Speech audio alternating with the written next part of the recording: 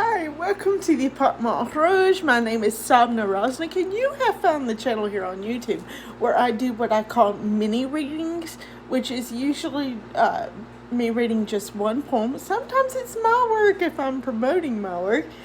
Sometimes it's other people's work. And I have been trying to get like a whole library on here of poems from around the world for everybody to enjoy.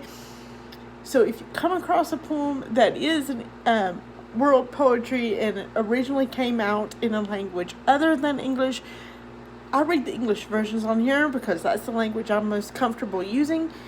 But if you find a poem on here that you really enjoy, I read it in English, you want to read it in its original language and you're able to do that, by all means do that. Read them side by side. It's a beautiful experience to do that. It's one of the great joys of world poetry, and I love world poetry. So, and if you're into poetry, you love language, period, anyway. So have fun with that. Today I'm going to read a poem, and I'm from this collection, Slaughter the One Bird by Kimberly Ann Priest.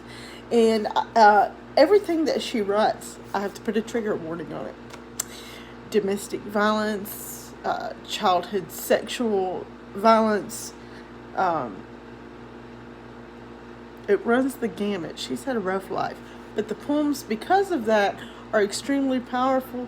But I just felt the need to say that because sometimes I forget when I'm doing these videos to put a trigger warning on it, okay?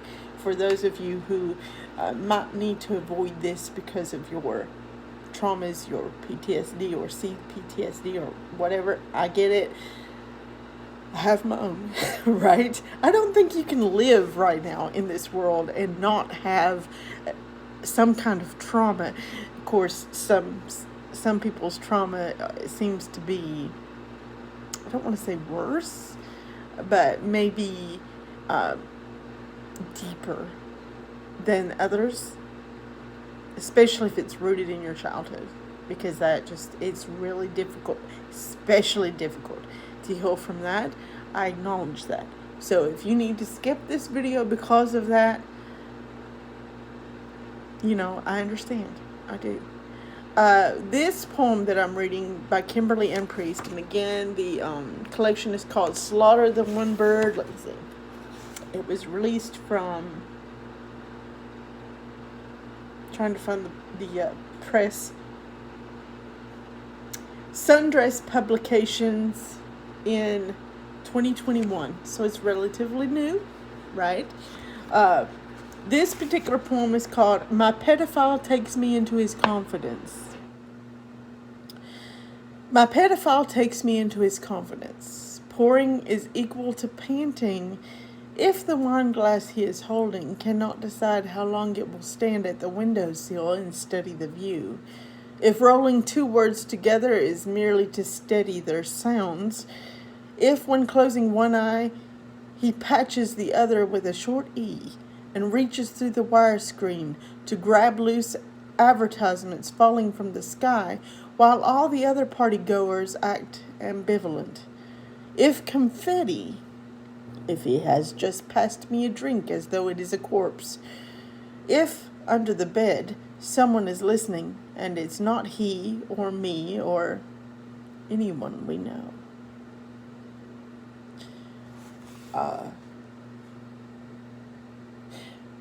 Some people may read that and go, huh? But if you are a victim of childhood abuse, especially childhood sexual abuse, that will hit you in all kinds of ways. That may seem a bit confusing to somebody who reads it. There's all kinds of words in there that you go, ooh, ooh, ooh, if you've been through it. And that's why I wanted to read that. And of course, she gave me permission. But you see why I've never monetized this channel, because I do read other people's work, and I don't want the copyright flag, right, to keep me from sharing other people's work, because I'm not doing it to steal their work. I'm doing it to share their work. And most poets If I'm able to ask for permission, I do, you know. And most of the time, they've said yes. I've rarely ever had a poet turn me down. So, uh, we all just like sharing the poetry, right? Sharing the poésie joie. And in cases of poems like this, maybe the joy is not quite so apparent, but they are important all the same. I have two definitions for poetry personally. One is poetry is fictionalized truth, because often it is truth. It's embellished or played upon in some way. Sometimes a whole lot, but poetry is fictionalized truth. Another definition, which applies to this, poetry is the emotional history of humankind. And you can't really, if you're going to keep an accurate record of the emotional history of humankind, you have to include things like this. It's very important. In fact, it's people like that need a voice the most, because for so long they didn't have one, or they were afraid, right? And when you are in a situation where you are being abused sexually, or really any kind of abuse as a child, but especially sexually, the fear cannot be overstated. It's impossible to overstate it. In fact, no matter how much you speak about it, it will be understated, because there's no describing that fear, that paralyzing fear. And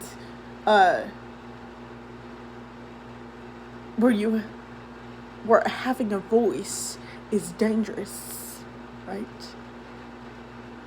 So those, when you get out of a situation like that, that's your biggest need, is to have a voice. In fact, which I'm not a psychologist, so take this with a grain of salt, but it seems to me like, because you wouldn't believe how many people I've run into, I think the stats are 50%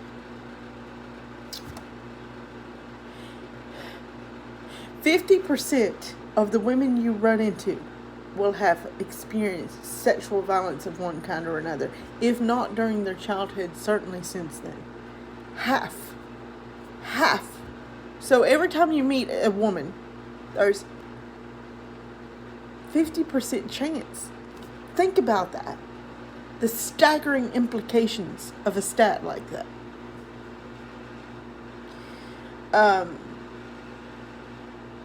So I've met a lot of people, talked to a lot of people, and helped, even though I'm not a psychologist, helped them in any way I could through their healing process, which, when you've been through something like that, the healing never ends. But you do get better over time. But you're never going to completely heal. But you do, you know what I'm saying? It's a process. It's an ongoing thing that never ends. And not to scare those of you who are just beginning your healing process, don't give up. It gets better. It gets livable. And you can live a fine, thriving life. In fact, I'm not particularly fond of the expression abuse survivor. I prefer to say abuse thriver, right? Because you can get to that point. You'll always have a bad day, though, every once in a while, where it's like, I need everybody to just leave me alone and let me be quiet, let me be in quiet and just deal with my emotions right now. And that's okay. That's okay. Right? That's part of it. It's okay to feel those feelings, and it's okay to let yourself feel those feelings, as long as you don't live there, right? And that's what the healing is about, getting to the point to where you no longer have to live there like you did when you were in the abuse, right? So seems like the first step in that healing process, at least from my point of view, from what I've learned, may not be true for everybody. Like I said, I'm not a psychologist, but it seems like the first step is always to talk about it, to say it out loud seems like that makes a big difference for people when they finally realize they have a voice and they can say that out loud, that this happened to me. Even if it's just to one person that they trust. It doesn't, you don't have to broadcast it to the whole world if you're not comfortable with that. But if you can say it to one person that you're comfortable with, this happened to me, and have that person acknowledge, oh, that happened to you. That was really bad. Let me support you in any way I can. Please lead me so that I can know how to help you, right? That's also a process. Because it's going to be different for everybody what they need. But that seems like that's the first step in the healing process. How utterly important it is for people like that to have a voice. So yes, that has to be part of the poetry canon, of humankind.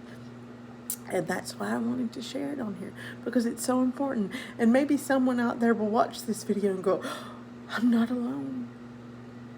I'm not alone. And maybe that realization will be their first step. And so that their next step will be being able to go to somebody and say, this happened to me, right? Being able to find their own voice at long last as the first step to becoming a thriver. That's why I share things like this, and that's why I don't monetize this channel, because not only might I get slapped with copyright sometimes, even though I'm not meaning to violate copyrights, but I might also get slapped with restrictions because of certain words that I use, like openly talking about abuse and the different kinds of abuse and things like that come up in the course of reading these poems. If I was monetized, I wouldn't be able to do that, because YouTube has a very strict and always changing censorship policy. I'm just going to call it for what it is, a censorship policy. And it really affects what people can talk about. I run across videos on YouTube all the time where there'll be like true crime videos or whatever that people put up, but they'll have to constantly edit. You can't even say the word abuse itself gets flagged, right? They have to constantly edit the videos and use euphemisms, and it really impacts not only your viewing experience, but also your ability to fully understand exactly what they're saying sometimes.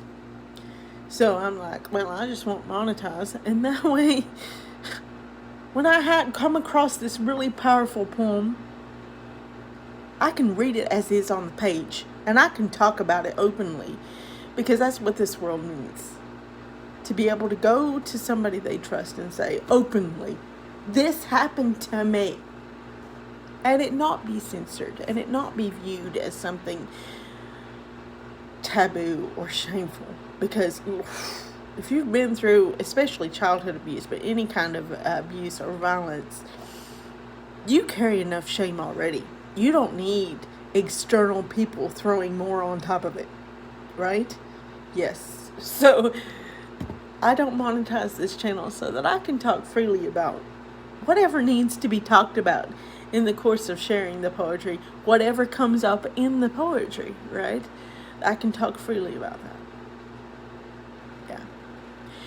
But it happened. I don't know when I'm going to upload this. It could be like 6 months from now. I don't know, because I'm getting I need to get more disciplined about that. But here lately, I have all kinds of videos to upload to YouTube, and my daily yays thing that I've been doing on Instagram during the pandemic.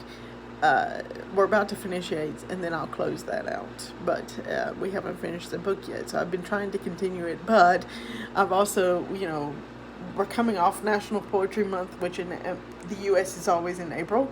Coming off that, released a new book on May 1st, so now I'm supporting that book. This is May 7th now, so now I'm supporting that book. So I've been extremely busy for the last couple months or so, and that's showing because I haven't been uploading the Daily Yates videos, and I've got all these YouTube videos I haven't uploaded yet. I'll get more disciplined with that. So I don't know exactly when you're going to see this, but I'm filming it on Derby Day, which is exciting for me. Happy Derby Day, hence the hat, right?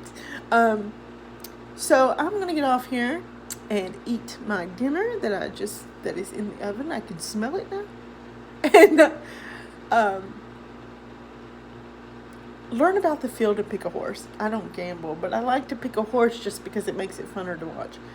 Get off here, learn about the field, pick my horse, because I don't know anything about the field at all, except for, well, I won't even go into that. It's not necessary, but I'll get off here and learn about the field and pick my horse and enjoy Derby Day, get my bourbon out. Yeah, that's what I'm getting ready to do. But since I was all dressed up and had makeup on, I thought it's time to make a YouTube video while I look halfway decent. And Kimberly Ann Priest poem came up, so as one I had set aside to do this with. So I thank you so much for joining me here in the Apartment Rouge, and I hope that you see the value in that poem, and when I share poems like that perhaps not quite so poise et joie, maybe, because they're heavier, but I hope that you see the value of including poems like that in this library here on this YouTube channel. Thank you so much. And don't go hunting till we meet again.